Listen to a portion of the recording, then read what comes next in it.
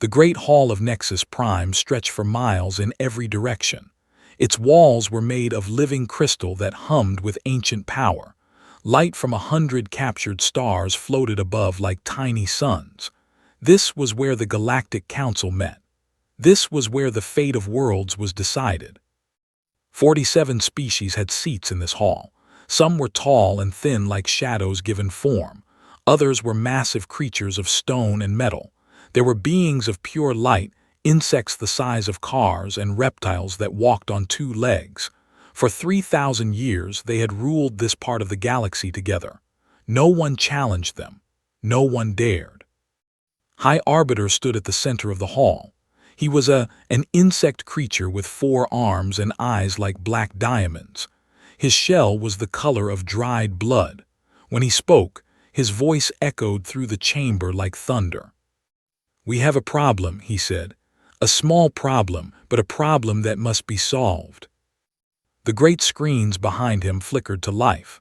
They showed a small blue planet spinning slowly in the dark of space.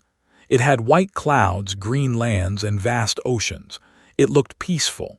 It looked harmless. "This is Earth," continued. "The 3rd planet of a yellow star in the outer rim. The dominant species calls themselves humans. They are young. They have only just learned to leave their world. By our standards, they are children." A wave of clicking and humming passed through the assembly. Many of the council members had never heard of this planet. Why would they? The galaxy held billions of worlds. This one seemed no different from the rest. "Our scout ships made contact 6 of their years ago," explained. "We offered them the standard terms: join the council, follow our laws, pay tribute. In return, they would receive protection and access to our technology." He paused. His 4 arms tightened against his body. They refused. The hall went silent. Refusal was not something the council heard often. Most species understood their place in the universe. They saw the vast fleets, the ancient technology, the power of 47 civilizations working as one. They submitted. They always submitted. "They did more than refuse," added. "They sent back our diplomat in pieces. They broadcast a message to our ships. They told us to leave their system and never return. They used words I will not repeat in this sacred hall." Anger rippled through the assembly. The delegation hissed with fury. The commanders slammed their fists against their seats. Even the normally calm ethereals flickered with dangerous light. A voice rose from the section. It belonged to Commander X, a warrior who had conquered 12 worlds in his long career. His scales were gray with age, but his eyes were still sharp. "What do we know about their military strength?" he asked. Gestured and new images appeared on the screens. They showed human cities, human machines, human soldiers. The quality was poor. The scout ships had kept their distance after the first incident. "They are primitive," said. "They still use chemical rockets for space travel. Their weapons are based on explosive powder and simple nuclear reactions. They have no energy shields, no plasma weapons, no faster-than-light capability. By any measure, they are thousands of years behind us." X studied the images carefully. He watched human soldiers marching in formation. He saw their tanks and aircraft. He noticed something strange in their broadcasts. Their entertainment showed war, constant war, stories of conflict and battle and death. These creatures seemed to celebrate violence. "They are aggressive," X observed, "unusually so for a species at their level." "Which is exactly why we must act now," replied. "Before they grow stronger, before they become a real threat, I propose a full subjugation operation. We send a fleet large enough to crush any resistance. We take their world. We teach the galaxy that defiance has consequences." The vote was quick. 47 species agreed. The humans would be brought to heel. X was given command of the invasion fleet. He had requested 200 ships. The council gave him 1,200. It was the largest force assembled in 4 centuries. Ships from 12 different species gathered at the staging point near a red dwarf star. There were dreadnoughts with their massive plasma cannons. carrier ships filled with thousands of fighters, cruisers that could turn invisible. The fleet stretched across space like a metal cloud. On the day of departure, X stood on the bridge of his flagship, the Eternal Conquest. He looked at the tactical display showing all 1,200 ships under his command. It was more power than most species would see in their entire history. It should have made him confident. Instead, he felt uneasy. He had watched more human broadcasts during the preparation weeks. He had seen their history. These creatures had been killing each other since they first learned to hold weapons. They had fought wars that killed millions of their own kind. They had built weapons capable of destroying their entire world, and they had come close to using them. Twice. What kind of species did that? What kind of creatures looked at death and destruction and kept going? His second officer, a young named Al, noticed his commander's mood. "Sir, is something wrong?" X shook his head slowly. "I have conquered 12 worlds, Al. I have fought enemies with better technology, larger numbers, and stronger defenses. I have never lost." "Then why do you seem troubled?" X pointed at the small blue dot on the long-range sensors. Earth. It looked so tiny, so fragile. "Because those enemies all had one thing in common," he said quietly. "They wanted to survive. They surrendered when they knew they could not win. These humans. I do not think they know how to surrender. I do not think they understand the concept." The fleet entered hyperspace. 1,200 ships carrying 500,000 soldiers. More firepower than most species would see in 1,000 years. They expected the campaign to last 6 rotations at most. They were wrong.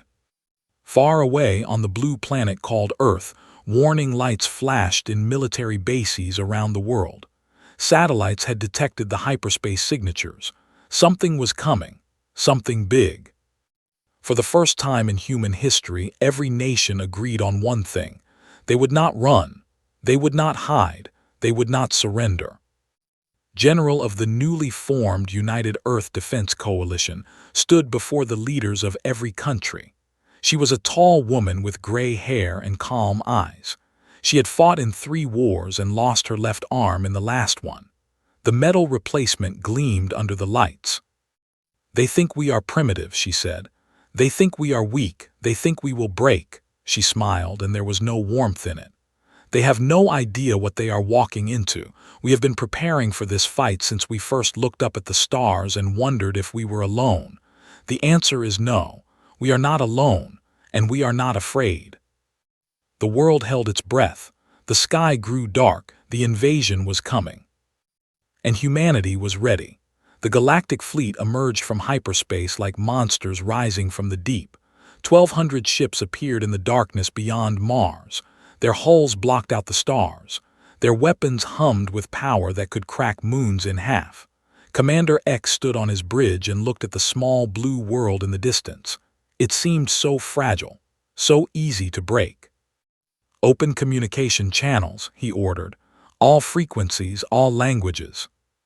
His communication officers had spent weeks preparing. They had listened to human broadcasts. They had learned 340 human languages. The surrender demand was translated into every single one. X spoke slowly and clearly. "People of Earth, I am Commander X of the Galactic Council Fleet.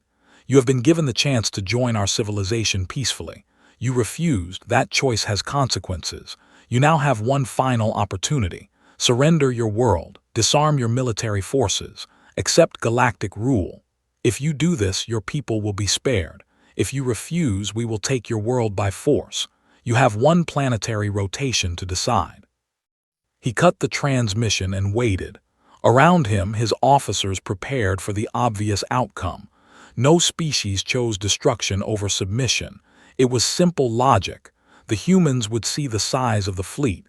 They would understand they could not win. They would surrender. The response came in less than an hour. It was a single phrase, broadcast from every human transmitter on the planet. 3 words in the human language called English. "Come and take it."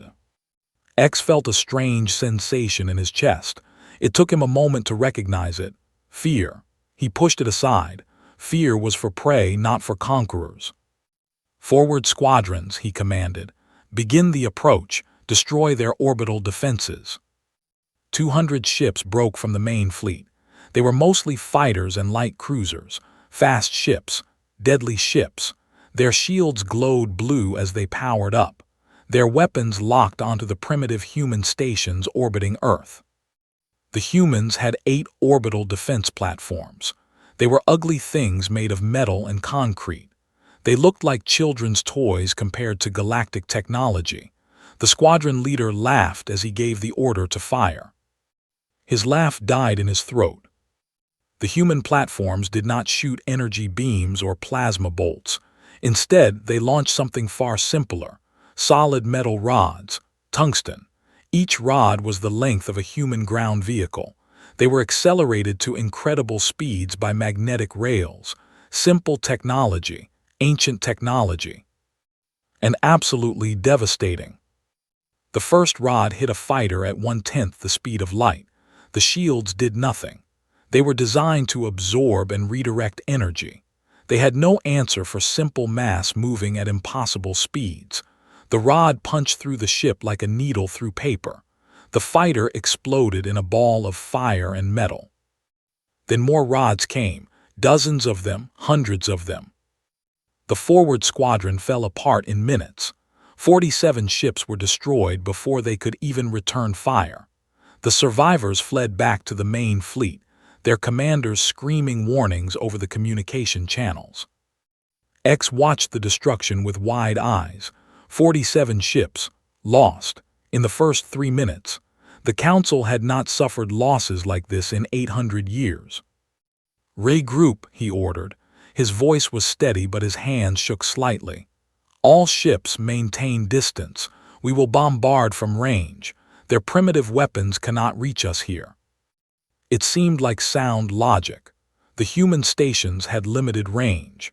The galactic fleet could sit safely in high orbit and rain fire down on the planet below. The shields would protect them from any counterattack. But the humans had prepared for this too. When the fleet began its bombardment, the shots went wrong. Targeting systems malfunctioned. Weapons missed their targets by miles. X demanded explanations, and his science officers gave him the horrible truth. The humans had filled their upper atmosphere with billions of tiny metal particles. Chaff. It confused sensors and scattered targeting beams. The galactic ships could barely see the planet through the interference. And then the planet started shooting back. Missiles rose from the surface, not the small rockets X had expected. These were massive weapons, each one carrying enough explosive power to destroy a city. They should not have been able to reach ships in high orbit. They should not have been accurate enough to hit moving targets. They were both. The humans had taken their nuclear weapons and modified them. They had attached simple but effective guidance systems. They had calculated the trajectories with computers that the galactic analysts had dismissed as primitive. The missiles climbed through the atmosphere, adjusted their courses, and found their targets with terrible precision. Explosions lit up the darkness of space. 19 more ships died in the first missile wave. X ordered the fleet to spread out, harder to hit, safer, but spreading out meant weaker defenses against the next surprise. Human fighters rose from the planet. They were small craft, ugly and angular. They burned chemical fuel and left trails of smoke behind them. They should have been easy targets. They should have been destroyed in seconds. But they were fast, faster than any galactic pilot expected. They dodged and weaved through weapons fire like insects avoiding a hand. They targeted the gaps between shields. They fired simple metal projectiles that punched through hull armor. When they were damaged, they did not retreat. They flew their broken ships directly into enemy vessels and ejected at the last moment. Some of them did not eject at all. By the end of the first day, 89 Council ships had been destroyed. Earth had lost 2 orbital platforms and nearly all of its fighters. But the pilots who survived landed, climbed into new aircraft, and flew right back up into the battle. The bombardment had hit coastal cities. 17 million humans died in fire and radiation. It was a number that should have broken any species. It should have made them beg for mercy. Instead, human radio channels filled with rage. Not fear, not despair. Rage, pure and terrible and endless. Volunteers flooded military recruitment centers. Factories switched from making civilian goods to making weapons. Scientists shared research openly for the first time in history. The humans were not breaking. They were getting angry. That night, X sat alone in his quarters and reviewed the day's data. He had expected resistance. He had expected some losses. He had not expected this. These creatures fought like nothing he had ever seen. They used weapons that should not work and tactics that made no sense. They died by the thousands and kept coming. They turned their own bodies into weapons when nothing else was available. He pulled up the casualty reports from the ground defense units. Human soldiers had engaged his landing scouts near one of their coastal cities. The scouts had superior armor, superior weapons, superior everything. They should have walked through the human defenders like fire through dry grass. Instead, the humans had fought them to a standstill. They had used the ruins of their own city as cover. They had set traps with explosive chemicals. They had attacked at night when the scouts' vision was weakest. When their weapons ran out of ammunition, they picked up rocks and metal bars and kept fighting. One human soldier, badly wounded, had crawled through broken glass and fire to plant an explosive charge on a transport. He had been dead before the explosion killed 30 of X's best soldiers. What kind of species produced such creatures? X looked out his window at the blue planet below. Fires burned on its surface. Cities lay in ruins. Millions were dead. And humanity was just getting started. The commander closed his eyes and spoke quietly to the empty room. What have we awakened? No one answered, but somewhere below in the burning cities and hidden bunkers of Earth, humanity was preparing its response. They had lost the first day. They had paid in blood and fire. But they had learned, and humans were very, very good at learning. The real war was about to begin. 3 weeks had passed since the invasion began. Commander X stood before the tactical display in his war room and stared at the numbers. They made no sense. They could not be real, and yet they were. 340 ships, lost, gone, destroyed by creatures that had not even left their own planet 50 of their years ago. His requests for reinforcements had been sent to the Galactic Council. Their responses ranged from disbelief to accusations of incompetence. How could the greatest fleet assembled in 4 centuries be losing to primitives? Surely X was exaggerating. Surely the humans would break any day now. X knew better. He had studied these creatures. He had watched them fight, and he had finally begun to understand what made them so dangerous. They did not give up. In the holding cells of his flagship, X kept 17 human prisoners. They were soldiers captured during failed landing attempts. He had ordered his scientists to study them. What they found was disturbing. Human bodies were designed for endurance. Their muscles could keep working long after they should have failed. Their hearts pumped blood even as their wounds bled freely. Most importantly, their brains released powerful chemicals when they were hurt or scared. These chemicals blocked pain. They increased aggression. They made humans stronger and faster at the exact moment when any sensible creature would have collapsed. A soldier, when wounded, would retreat to heal. His body would tell him to stop fighting, to find safety, to survive. But a human body did the opposite. It screamed at its owner to keep fighting, to kill the threat, to never stop until the enemy was dead. Even more disturbing was what happened when humans were captured. X had expected them to break under interrogation. They did not. They made jokes. They insulted their captors. One of them had actually laughed when an officer threatened to kill him. "You think death scares us," the human had said. "We've been dying since we climbed down from the trees. We die in wars. We die in accidents. We die from diseases we cannot even see. Death is just another Tuesday for us." X had not understood the reference to Tuesday, but he understood the meaning well enough. These creatures had made peace with death long ago. They could not be frightened into submission because fear of death was already their constant companion.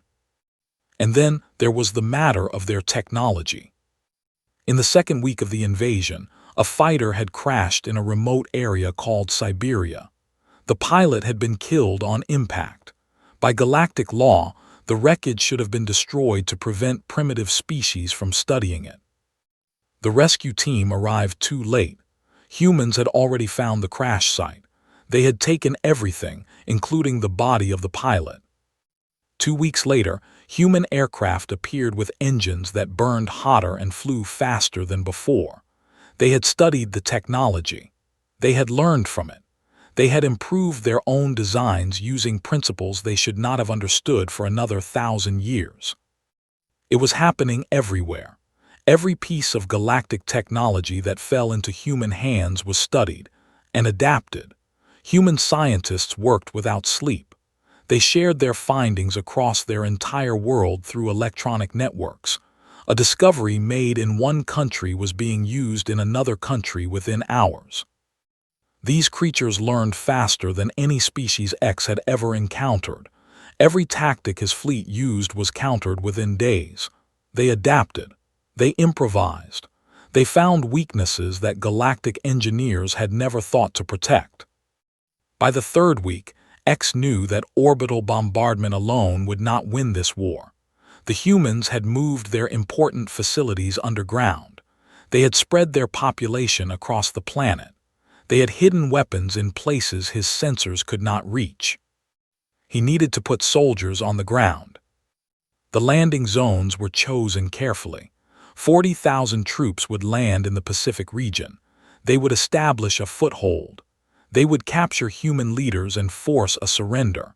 It was a sound plan, backed by overwhelming force and superior technology. It was a disaster. The troops landed in a place the humans called the Philippines. Islands covered in thick vegetation and steep mountains. Perfect terrain for the galactic forces, or so X had thought. Their armor would protect them from primitive weapons. Their sensors would find any hidden defenders. The sensors found nothing. The vegetation was too thick. The human defenders had learned to hide from technology. They covered themselves in mud and leaves. They buried themselves in holes. They waited until the galactic soldiers walked right past them. Then they attacked. The first night, 3,000 troops died. They were killed by explosives buried in the ground. They were shot from hiding places no one could find. They were attacked by small groups of humans who struck fast and disappeared into the darkness. The galactic soldiers had night vision technology, but the humans had learned to use fire and smoke to blind the sensors. They attacked from multiple directions at once. They made noise in one place while striking from another. They were everywhere and nowhere. By the second day, the commanders on the ground were begging for evacuation, but X pushed forward. He sent more troops. He ordered air support. He demanded results. The humans responded with something his soldiers called hell. They set the jungle on fire. They used chemicals that burned through armor. They captured galactic soldiers and broadcast their screams over open channels. They left bodies arranged in patterns that sent and troops running in terror. One human tactic was particularly effective. They would offer surrender, speaking in broken galactic common. When soldiers approached to accept, explosives would detonate. After a few incidents, no one trusted surrender offers anymore. But that meant wounded humans could not be captured. They would fight until they died. And when humans knew they were going to die, they became even more dangerous. A wounded human soldier, unable to walk, had crawled for 6 hours through the jungle. He had found a galactic supply depot. He had detonated an explosive vest he had built himself. He killed 80 soldiers and destroyed enough supplies to feed the invasion force for a week. This was not war as the galactic species understood it. This was something older, something primal. These humans fought like cornered animals, but with the intelligence of the galaxy's most advanced minds. By the end of the ground campaign, fewer than 6,000 soldiers were evacuated from the Pacific Theater. The rest were dead or captured. 40,000 of the finest soldiers the Council had to offer, and they could not hold a few islands against creatures using weapons made of metal tubes and chemical explosives. X recalled all remaining ground forces. He had lost too many ships trying to support them. He had lost too many soldiers to an enemy that should not have been able to resist. And the humans were still fighting. Their cities burned. Their people died. But every day, new soldiers took the place of the fallen. Every day, new weapons rolled off their factory lines. Every day, they found new ways to hurt the fleet in orbit. The humans had a word that X finally understood: spite. They would suffer any pain, accept any loss, endure any hardship, just to deny their enemy victory. They did not fight to win. They fought because surrender was simply not in their nature. And somewhere on Earth, in hidden bases and secret laboratories, human scientists were working on something new, something that would change everything. The hunter was about to become the hunted. 6 weeks into the invasion, Commander X received news that would have been unthinkable when the campaign began. The consortium was withdrawing from the war. Admiral, commander of the forces, appeared on X's communication screen. His face was hidden behind his species' traditional mask, but his voice carried no emotion. "We have lost 63 ships," said. "Our crews are refusing to engage. Our captains are demanding to return home. The consortium has decided that this campaign is unwinnable." "Unwinnable?" X forced his voice to stay calm. "We still have over 800 ships. The humans have no fleet at all. How can this be unwinnable?" Was silent for a long moment. When he spoke again, his voice was heavy with something that sounded almost like respect. "Commander, I have fought wars for 200 years. I have faced enemies with superior numbers, better technology, and stronger positions. I have never retreated, but I have also never faced an enemy like this. These humans do not fight like a species facing extinction. They fight like predators who have finally found worthy prey. They enjoy this." The screen went dark. 80 ships broke formation and began moving toward the hyperspace threshold. X did not try to stop them. He could not blame them. Morale across the fleet had collapsed. 743 ships had been destroyed. More were damaged beyond repair. Every day brought new casualties, new horrors, new evidence that this war could not be won. 3 days after the withdrawal, X executed 3 of his own officers for cowardice. They had refused to lead their squadrons into battle. They had said they would rather die by his hand than face the humans again. It did not help. Fear spread through the fleet like a disease. And then the humans launched there. For weeks, human recovery teams had been salvaging wreckage from destroyed galactic ships. They had pulled drives and computers from crashed fighters. They had studied the technology with desperate speed. No one in the fleet had paid much attention. What could primitives do with technology they did not understand? The answer came from the dark side of Earth's moon. Human ships rose from hidden bases buried in lunar craters. They were ugly things, crude frames of human design fitted with stolen galactic drives. They should not have worked. The integration should have taken years of research. But humans did not care about should not. They only cared about must. 47 ships, a tiny fleet compared to the hundreds X still commanded. But these ships moved with speed that made his crew gasp. The human pilots had pushed the stolen drives beyond their design limits. They flew like maniacs, accelerating at rates that would kill most galactic species. Admiral Wei led the attack. She was a small woman with silver hair and cold eyes. Her face appeared on every human broadcast as the fleet rose from the moon. "We did not survive ice ages, plagues, and 2 world wars to bow to anyone," she said. Her voice was calm, almost gentle. "We are the descendants of every human who ever refused to die, every ancestor who fought through impossible odds, every mother who protected her children, every soldier who held the line. We carry their fire in our blood." She paused. When she spoke again, her voice was hard as steel. "Show them why the universe should fear the ape that learned to hate." The Battle of the Lunar Approach lasted 19 hours. It was chaos. Beautiful, terrible chaos. Human ships tore through the galactic formation like wolves through sheep. They used tactics that broke every rule of space combat. They flew so close together that they shared shield coverage. They used their own damaged ships as weapons, ramming them into enemy vessels. When they ran out of missiles, they fired chunks of metal from magnetic rails. When they ran out of metal, they ejected their own fuel tanks and shot them to create explosions. When they ran out of fuel, they kept fighting on momentum alone. And when all else failed, they used nuclear weapons at point-blank range. The flagship Defiant, Admiral Wei's command ship, was surrounded by 11 cruisers. Her weapons were empty. Her shields were gone. Her hull was breaking apart.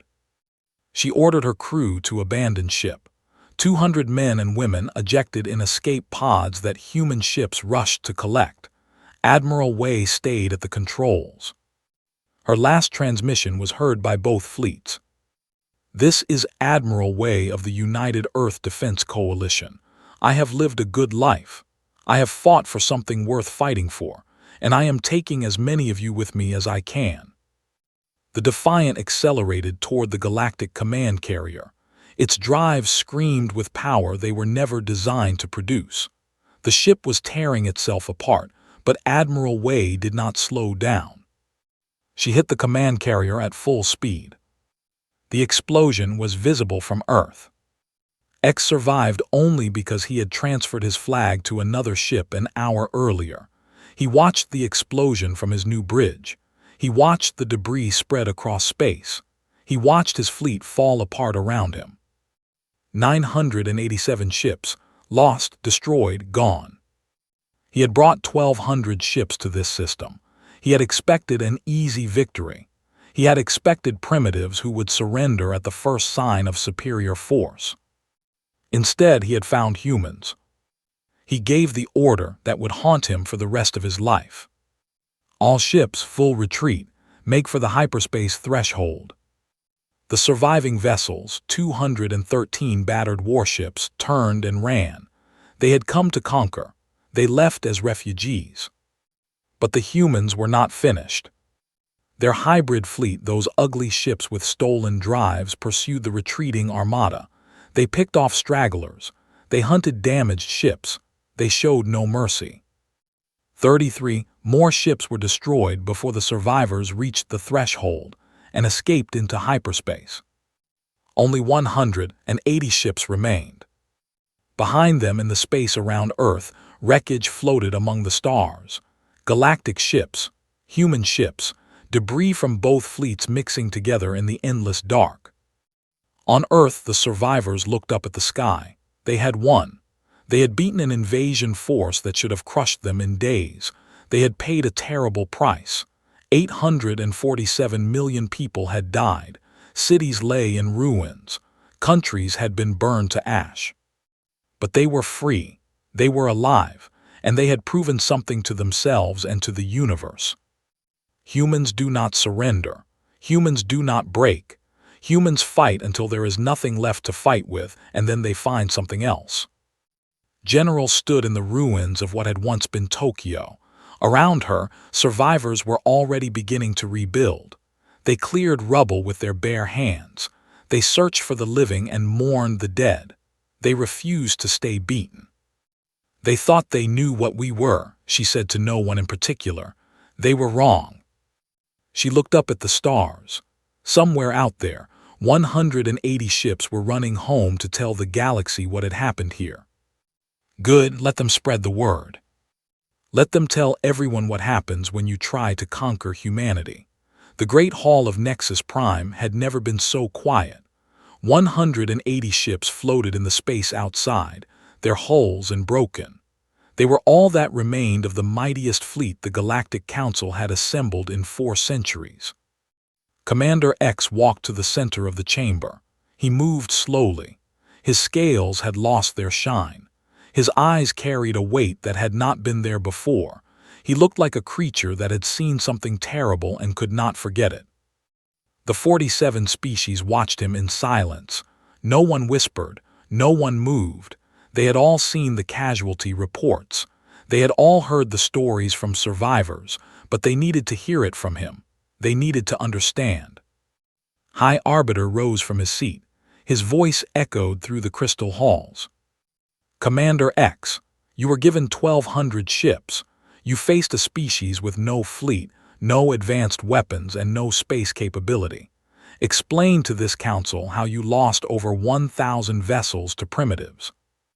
X looked up at the Arbiter. He did not flinch. He did not apologize. When he spoke, his voice was steady.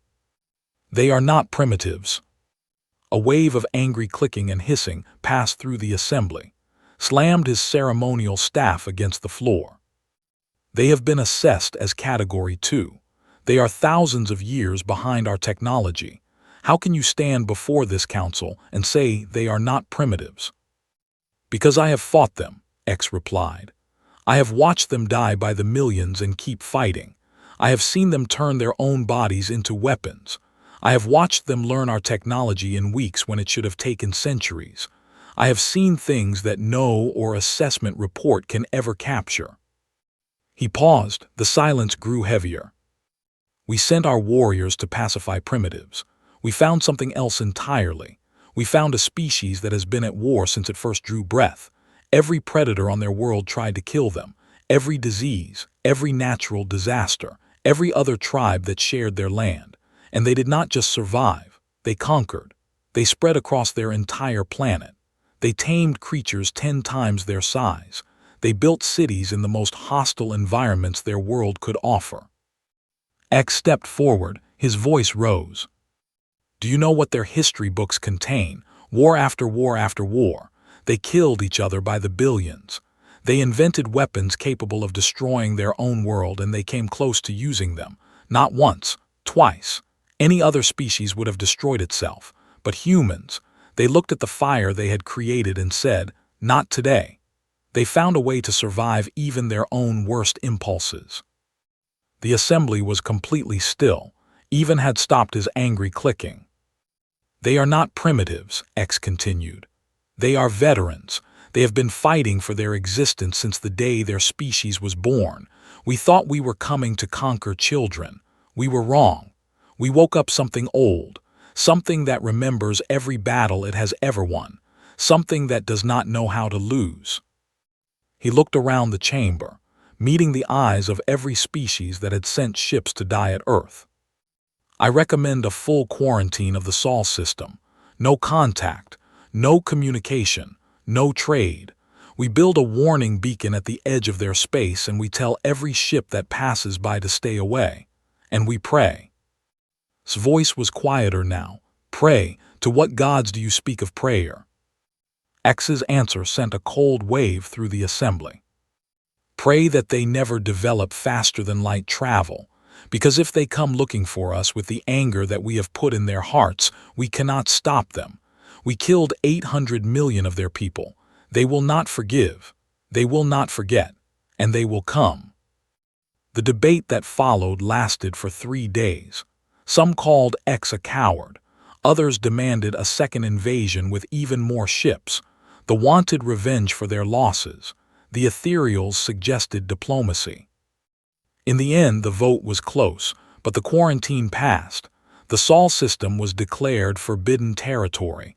Warning beacons were placed at every approach. The message was simple: do not enter. Turn back. This space belongs to a species that cannot be conquered. And so the galaxy moved on. New wars were fought. New alliances formed. New discoveries were made.